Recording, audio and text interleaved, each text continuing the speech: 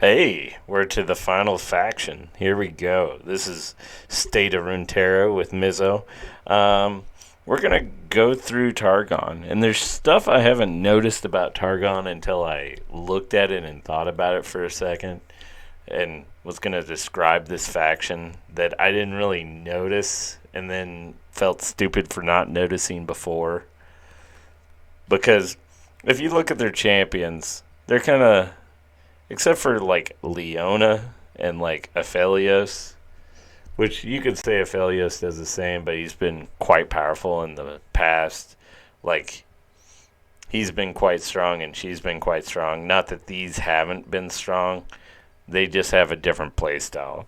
So it's kind of like the playstyle of Targon that I haven't noticed but should have noticed is we're going to dirtle and do nothing until we do everything, everywhere, all at once, all the time, until we win the game. Like, they don't understand, like, mid range, like the faction in general is just like, we're just going to play some dudes and dirtle until we get online and you can go to hell. Let's see, Tarek with rallies, Soraka with her, Starlight stuff, and like Diana just beating your ass and killing your creatures for free. Yumi still hasn't popped off yet. She's just alright. It's not like world changing yet, but I'm sure at some point somebody will make it gross.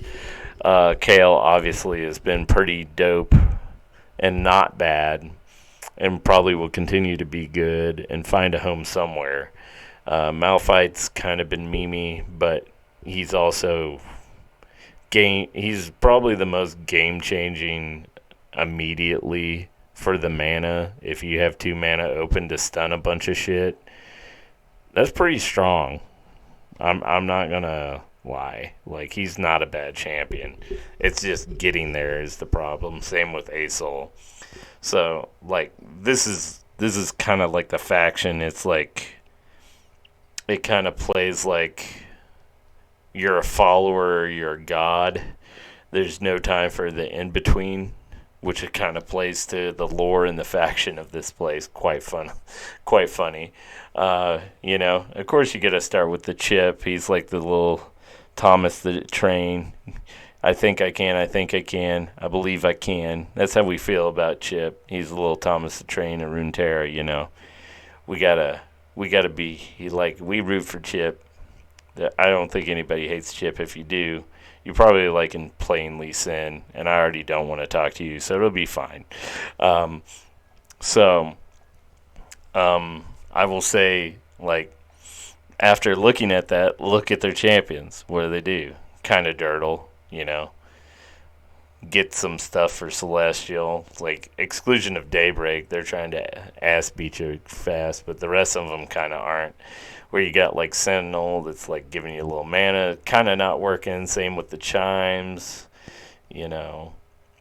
In general, good spells, not expensive, help you draw cards, help you get a little bigger, help you heal. Like, if you look at it realistically, other than the Daybreak creatures, they're kind of just messing around. We're just around to be around. Maybe the Nightfall too, in some regard. They're like the aggro ones, but the rest of them just chilling. We're gonna make some Celestials, We're gonna do little abilities. We're gonna give you a little stuff, and then I wouldn't say necessarily turn 4, but like maybe turn 4, people start being like, hey, we're not playing around no more. Turn 5, it gets a little stronger. Turn 6, it gets a little stronger.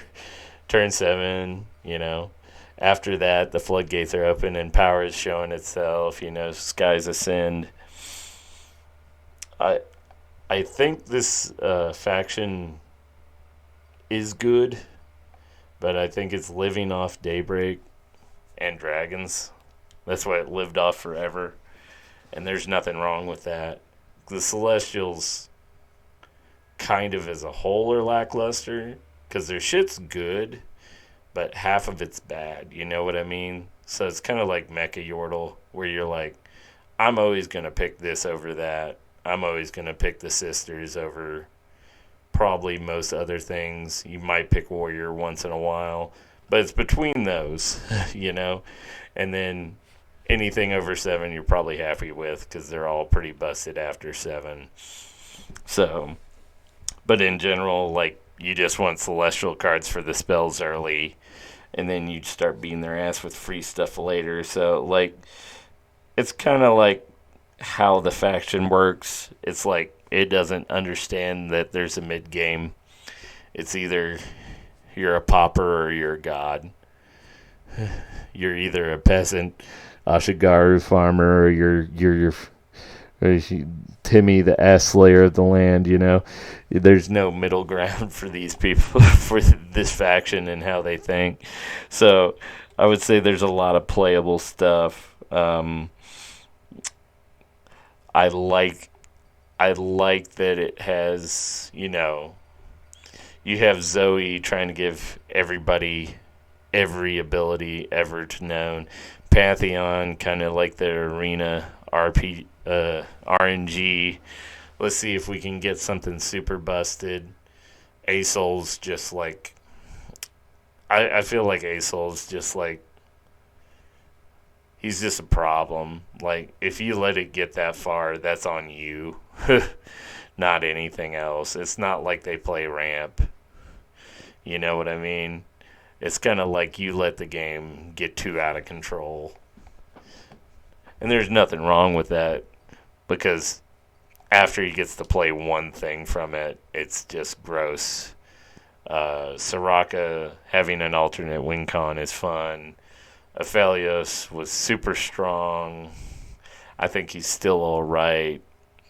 I don't think he'll ever be bad because he gives you options.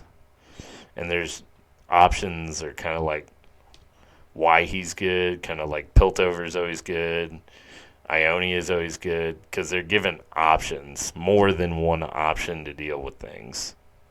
And sometimes it gives you the right answer to deal with things. So, like, I think it's good that way. Where Diana, you're like, I hope you never hit her or have a mystic shot. You know what I mean? Where Pantheon, you hope you get the right ones. Where this, we hope the game lasts that long. You know? Same with KO. You know? I will say Empowered's probably helped quite a bit too, because there's nothing wrong with the Empowered units. They're all pretty dope. There's no hate on those guys. And will continue not to be, because that other new Empower seems good too. So, like, I would say, like, Hush has kind of fallen out of being as gross as it was, but it's still a good spell. I think she's been very fun. She was surprisingly much better than I thought she would be, and she's much better than the Freljord version on top of the deck. Much better, like 20 times better. Like, I didn't think she'd be as good as she is, and I'm really, like, kind of happy that playstyle is still in the game somewhere, to be honest. You know, in general, you know, Daybreak's just dope. I mean, the Soraka people are great as well, so I think this is a faction you have to play a lot of to truly understand how good it is and the things it allows you to do that are just beyond gross. Like, I think it's gotten quite several buffs from the Empowered plus Daybreak plus I think they just wanted them to be playable, and not that they're not. They're just, I would say, somewhat kind of on this Zilani kick right now, and I can't blame them because that's been gross as hell as well. Like, just seeing it's been gross, and I can't blame anybody for playing it because who wouldn't want to play like Aristocrats, Shadow Isles, this, Zolani, or something that makes creatures with it, Zolani. I mean, who doesn't want to do that? Win the game with this big monster. I mean, and the lore's cool too. You know, it's sorry you're June, you know, but life is life. You know, I think it's gonna be weird to suggest a play style for this one, just because they're kind of all over the place. And I don't think there's another Solari, and I don't think I really want more Daybreak, per se. And I don't really, really want to see more of, because I know the dragons are mostly going away. I'm not really concerned about trying to keep them per se. I think more like finding a new play style or just a new faction in general, because I think they have most of the champions from there already, and I don't know, unless you're going to do Ravon, I don't really want to see him. I don't think I'd really care, per se. Maybe Zolani, but that could be alright, but I don't think there's anything where I'm just so excited to see what's next, unless they revamp Celestials in some way that's actually more interesting or fun, or they make some sort of their own Ascension style where you have a Cythria style champion or follower trying to become a fucking god, or some usurper or something like that. That's all mischievous, like Tezzeret Esh.